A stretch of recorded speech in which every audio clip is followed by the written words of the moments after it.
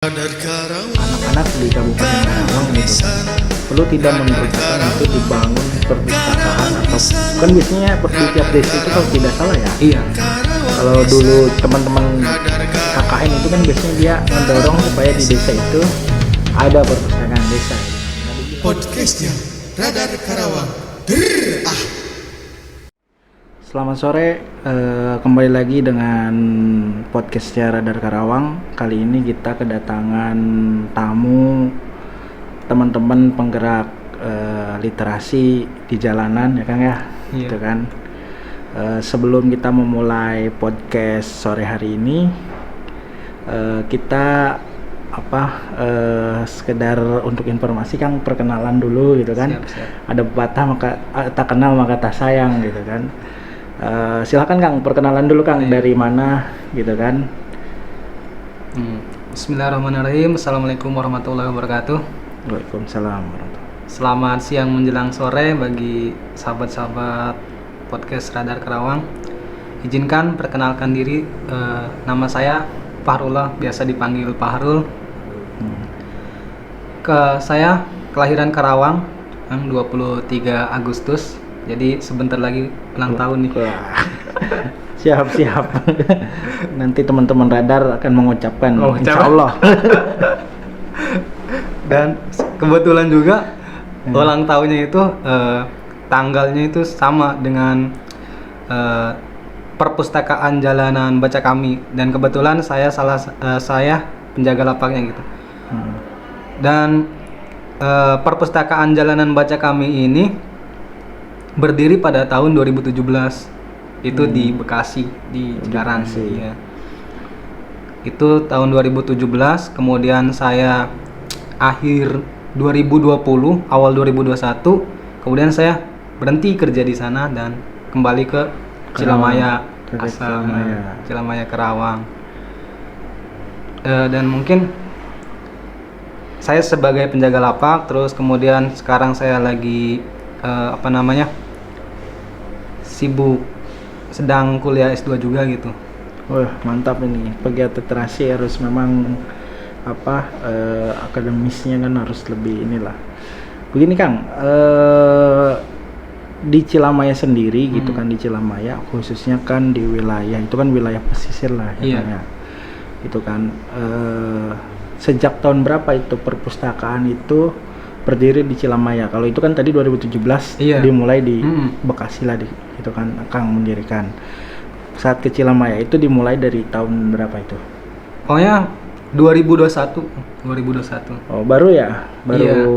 Setahun lebih lah ya perpustakaan jalanan di Cilamaya itu berdiri. Alasannya kenapa gitu Kang mendirikan perpustakaan jalanan? Biasanya kan anak-anak muda seperti kita ini kan seperti Akang enggan gitu kan untuk membaca gitu kan, inginnya kan hanya main game gitu kan, apalagi sekarang kan ada slot gitu ya Kang ya.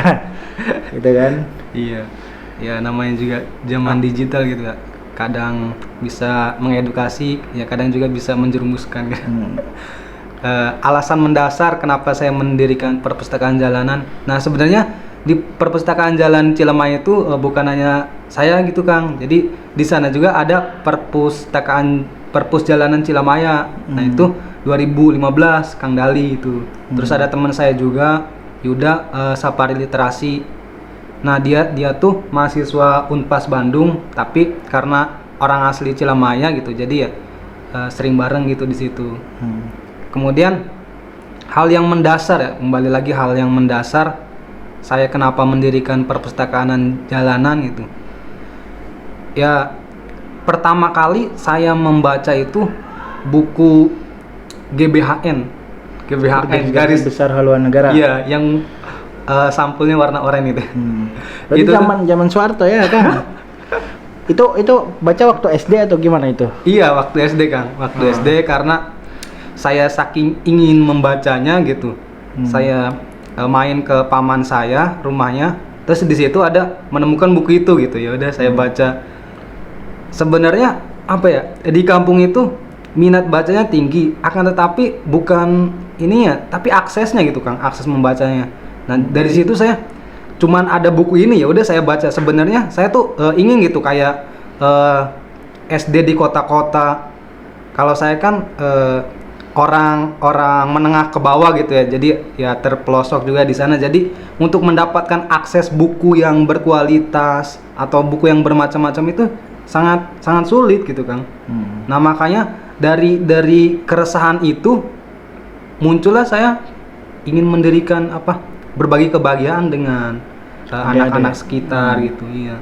Pokoknya kalau perpustakaan jalan itu tidak terikat waktu dan tempat. Ya modelnya saya nih, ketika saya di Bekasi ya nanti saya akan bergerak di Bekasi gitu. Ketika saya pindah di Kerawang balik lagi ya saya akan bergerak di Kerawang. Jadi tidak terikat oleh waktu, tempat dan lain sebagainya gitu. Jadi perpustakaan harus tetap ada gitu kalau menurut saya pribadi gitu.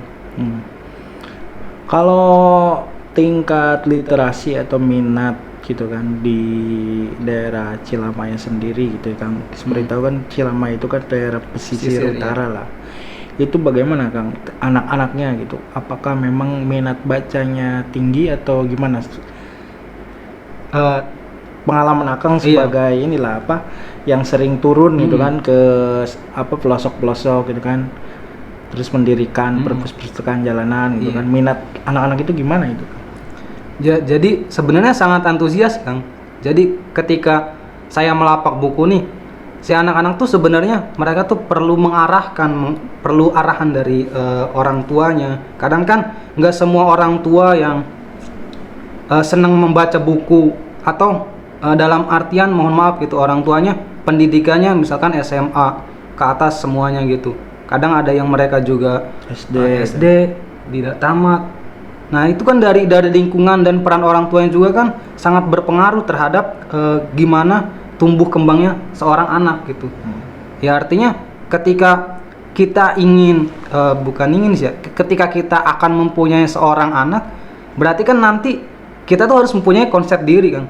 Konsep diri dalam artian si anak ini akan mau diarahkan kemana, entah itu di bidang kesehatan, pendidikan dan lain sebagainya. Ya artinya peran orang tua, lingkungan dan harus dikontrol gitu, bukan hanya nanti diserahkan ke guru ya udah gitu. Nah mungkin balik lagi ke pertanyaan yang gimana sih minat baca yang di daerah Cilamaya. Nah sepengetahuan saya yang sering keliling gitu, entah itu di desa Muara Baru dan lain sebagainya, sebenarnya mereka antusias gitu kan, dengan adanya buku-buku baru mereka senang gitu. Apalagi dengan adanya menggambar, terus menceritakan kembali, mendongeng dan lain sebagainya, itu kan merupakan suatu warna bagi mereka gitu. Kadang kalau misalkan kita ingin membaca buku di kota, jarak dari Cilamaya ke Kerawang kota itu lumayan gitu kan, sekitar 2,5 jam gitu. Jadi untuk mencapai akses tersebut kan sangat jauh dan memakan waktu juga. Perlu nggak kiranya di sana kan, kalau di kita kan di kota kan ada perpustakaan daerah cuma satu nih, di Karawang itu kan baru satu lah ya, gitu kan. Perlu nggak kiranya memang di daerah pesisir utara sana gitu kan, supaya meningkatkan indeks literasi, indeks membaca anak-anak di Kabupaten Karawang gitu kan. Perlu tidak menurut Akang itu dibangun perpustakaan, atau kan biasanya di tiap desa itu kalau tidak salah ya. Iya.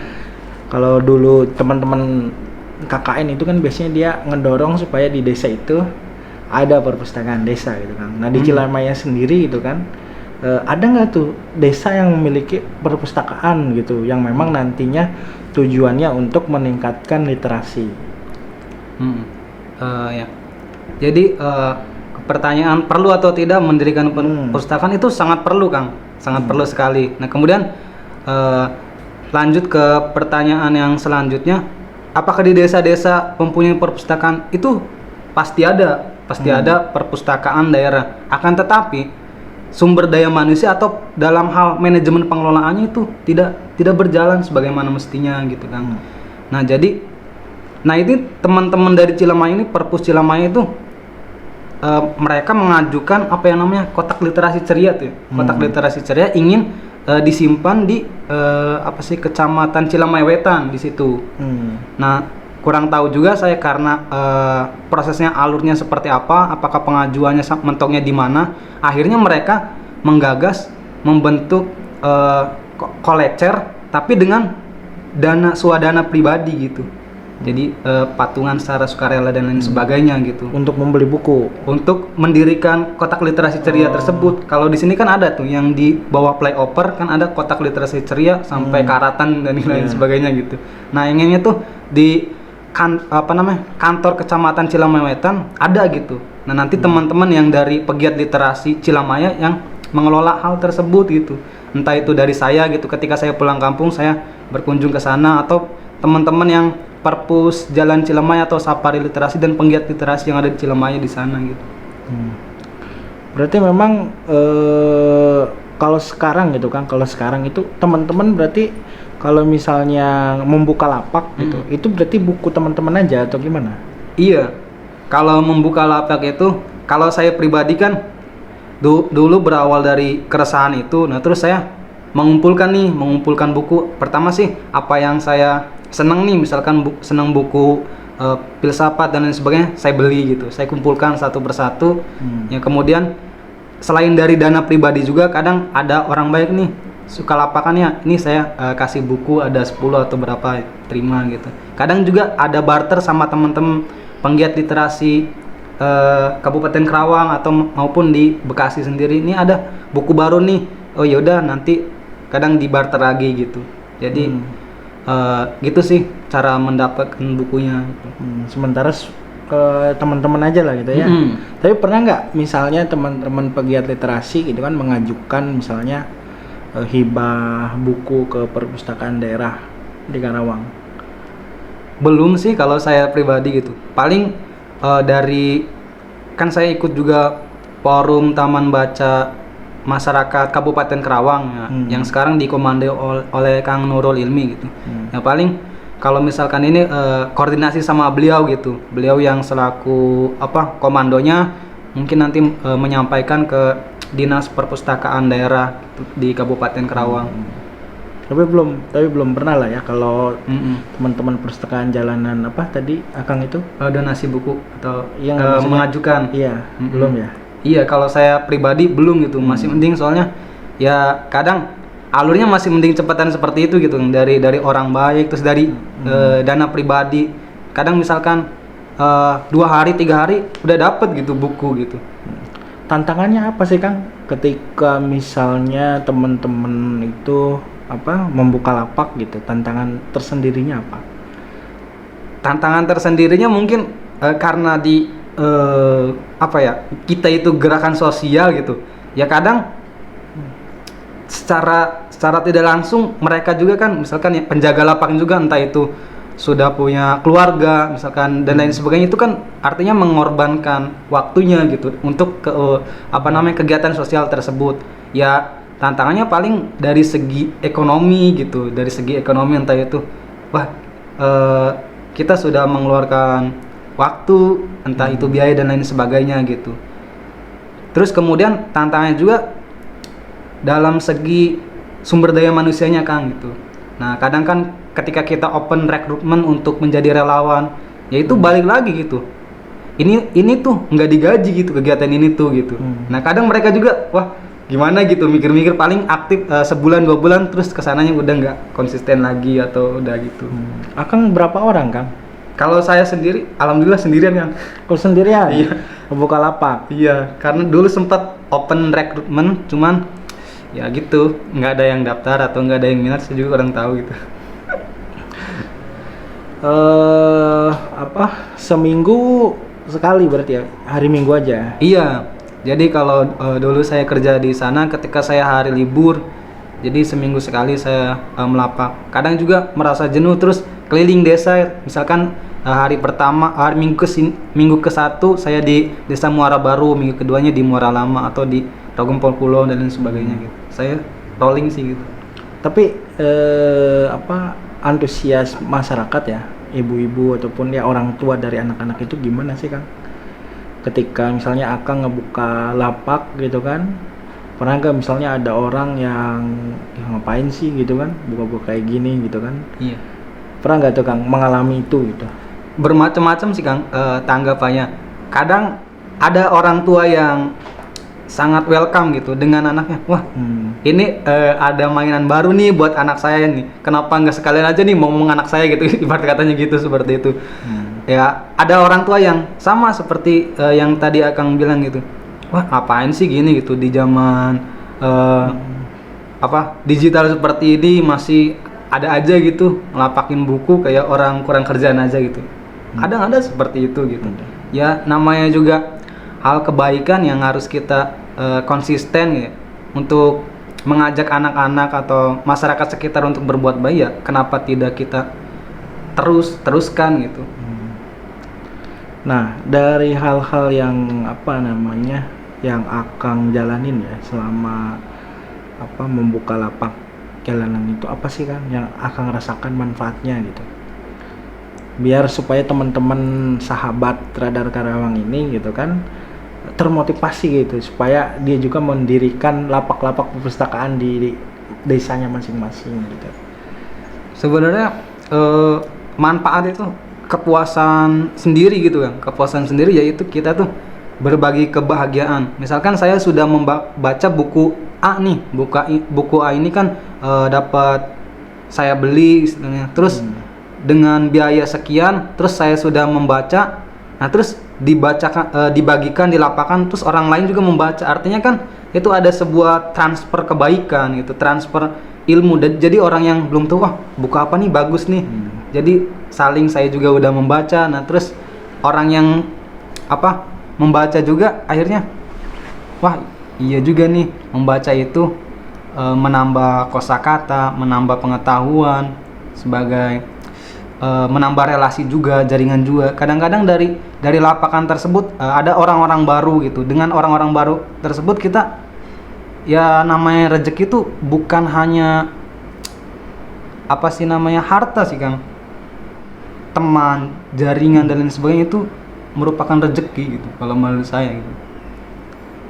Tapi secara ini Kang, secara jenjang karir ya, sudah jenjang karir. Biasanya kan teman-teman yang sering membaca itu kan biasanya ada kan orang yang misalnya dia punya uang tapi dia tidak bisa menulis.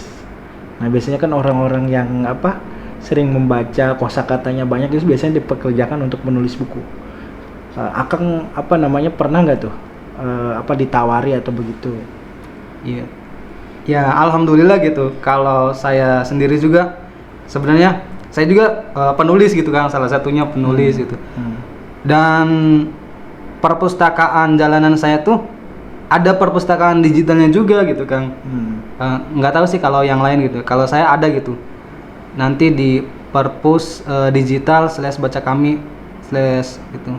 Baca kami, nanti di situ ada perpustakaan digital. Nanti teman-teman juga bisa mendownload dari.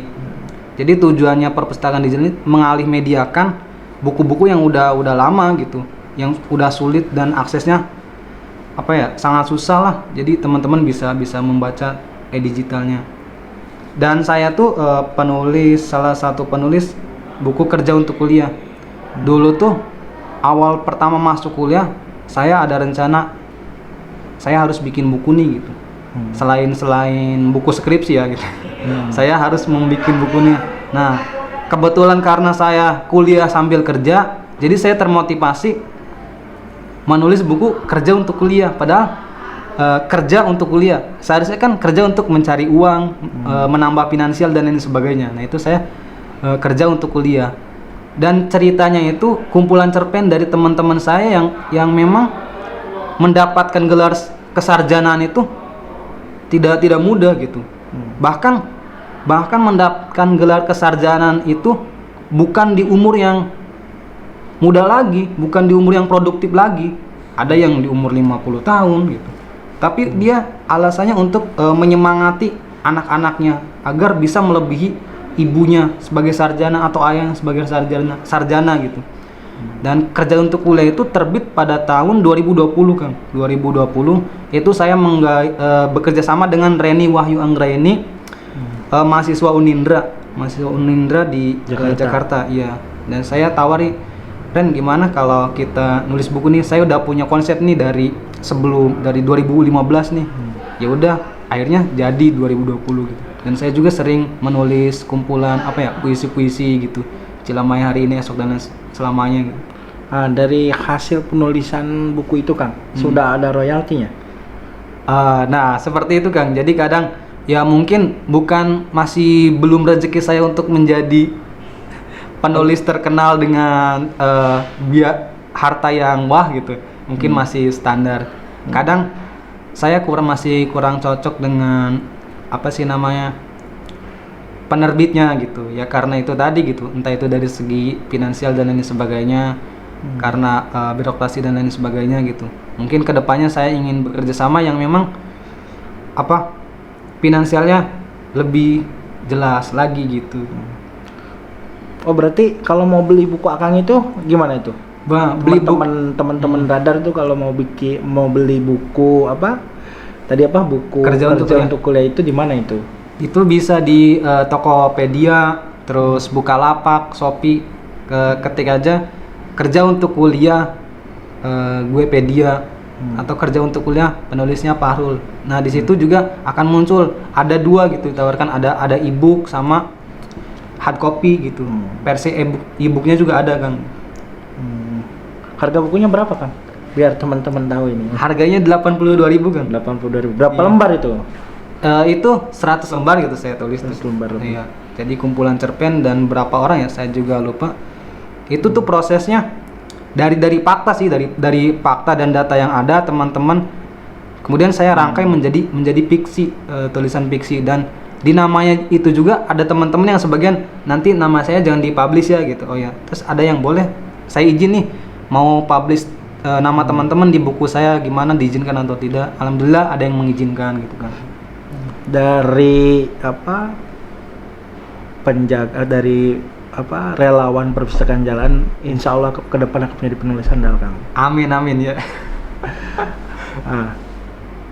Berkaitan dengan harapan gitu Kang, harapan Akang gitu kan kepada generasi muda kita gitu kan. Seperti yang kita tahu kan indeks literasi Indonesia ini kan urutan ke-61 kalau nggak salah ya, dari 70 negara kalau nggak salah ya. Nah, harapan Akang itu gimana Kang? Harapan saya mungkin kalau berbicara di era sekarang generasi Z ya, Gen Z atau generasi milenial, inovasinya sangat luar biasa Kang, sangat luar biasa. Akan tetapi mereka yang kurang itu attitude gitu. Etika mereka agak kurang. Kalau dari segi inovasi saya akui memang meningkat pesat gitu. Kan tetapi etikanya masih kurang ya. Tolonglah ketika inovasi yang bagus dan etikanya juga diseimbangkan. Kemudian harapannya lagi agar lebih membumikan literasi lagi ya, balik lagi kepada sekolah pertama atau madrasah pertama itu ya dari seorang ibu gitu, dari keluarga masing-masing. Nah jadi ketika kita memutuskan untuk menikah atau mempunyai anak ya, kita harus mempunyai konsep diri. Artinya kita harus kedepannya anak kita mau digimanain gitu istilahnya. Kan membaca buku itu anak yang senang membaca buku itu harus dibacakan ketika hamil. Berarti kan si orang tuanya tuh harus senang dulu dengan literasi gitu, senang dulu dengan membaca. Nah dari itu juga nanti akan tumbuh ke anak-anak mereka gitu. Berarti berawal dari kita ya sebagai nanti orang tua gitu kan, harus memang mencontohkan gitu kan. Kalau misalnya kita sering mencontohkan misalnya pagi-pagi itu kan membaca koran gitu kan, koran Radar Karawang apalagi koran nomor 1 di Karawang kan. Nanti mungkin ke depan anak-anak kan karena sering melihat gitu kan, jadi mereka jadi suka gitu kan ke depan tuh. Kadang anak-anak juga sebenarnya membutuhkan contoh Kang, bukan kadang mereka tuh ada orang tua yang selalu menyudutkan mereka, dan mereka tuh sebenarnya membutuhkan contoh, terus lebih gimana diajak sharing gitu. Jangan hanya menyudutkan seorang anak gitu. Itu sih. Tapi bukan berarti saya menyudutkan semua orang tua seperti itu ya. Artinya kita harus ada kerjasama bareng-bareng gitu. Entah itu dari lingkungan keluarga, pemerintah, sosial dan lain sebagainya, harus saling bekerja sama untuk mewujudkan satu tujuan kebaikan. Gini Kang, kiat-kiat ini dong apa namanya buat teman-teman nih gitu kan. Kadang kan teman-teman itu membaca itu kan baru juga selembar gitu kan, itu udah bosen gitu kan. Nah ini kiat-kiatnya gimana sih Kang supaya kita ini menggemari apa yang dibaca oleh kita gitu. Nah, kalau kiat-kiatnya saya selalu mengutip kutipan atau kata-kata Najwa Shihab. Ketika kamu ingin membaca buku, coba cari satu buku yang membuat kamu jatuh cinta gitu. Ya artinya gimana? Kita harus menemukan minat dulu, minat kita, entah itu kita itu minatnya ke buku olahraga kah gitu. Atau misalkan buku fiksi kah, buku non fiksi kah, cari deh itu kita. Artinya kita harus bertanya dulu kepada diri kita nih, man aropa nafsahu faqad aropa robahu nih. Gimana nih? Saya senangnya ke olahraga, ya udah kita geluti di situ. Nah, dari satu buku kita baca deh. Pasti kesananya juga akan, wah ini nih style saya, passion saya gitu. Nah, cuman kalau saya pribadi mensiasatinya ketika saya membeli buku nih, ya udah misalkan hari ini saya 1 lembar atau 2 lembar, tapi besoknya lagi sama diulangi 1 lembar 2 lembar gitu. Jadi terus konsisten. Ketika berani membeli satu buku ya harus berani juga menyelesaikan membacanya gitu. Kalau saya pribadi kan gitu. Dipaksa gitu, harus dipaksa. Iya. Biasanya baiknya itu kalau membaca buku ya Kang. Kadang kan baiknya itu misalnya satu buku kan ada agak tebel lah gitu ya. Nah itu baiknya per hari itu berapa lembar Kang? Per hari? Berapa ya? Saya juga sebenarnya kadang 2 lembar, kadang 1 lembar gitu. Kadang dibagi dengan kesibukan yang lainnya. Ya sebenarnya bukan permasalahan baiknya berapa banyak yang buku kita baca, akan tetapi buku yang kita baca ini bisa bermanfaat atau kita terapkan nggak ke lingkungan yang kita sedang jalani gitu. Artinya kita harus mengambil intinya buku tersebut gitu, maknanya lebih dapat gitu. Oke. Terakhir Kang, ini closing statement buat apa teman-teman radar lah, untuk memotivasi gitu teman-teman radar Karawang ini supaya apa meningkatkan minat bacanya gitu Kang. Silahkan. Nah baik, untuk closing statementnya mungkin, jadi membaca dan menulis itu menyehatkan Kang. Membaca itu seperti olahraga lah ya. Iya. Menyehatkan. Karena otak kita kan bekerja terus gitu. Kan ada orang yang misalkan mohon maaf gitu, ada yang umur 20, 30 terus terjadi pembekuan di otak dan lain sebagainya. Itu kan karena jarang tidak bekerja gitu. Dan bukan bekerja dalam hal apa finansial akan, tapi otaknya gitu kan. Apa namanya? Kita ada ya terjadi ketika apa yang kita pikirkan gitu.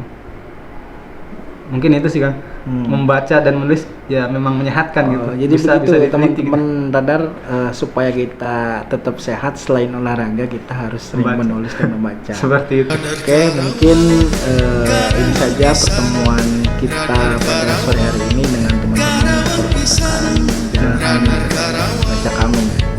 Selanjutnya maaf bila taufiq wal hidayah. Wassalamualaikum warahmatullahi wabarakatuh. Waalaikumsalam.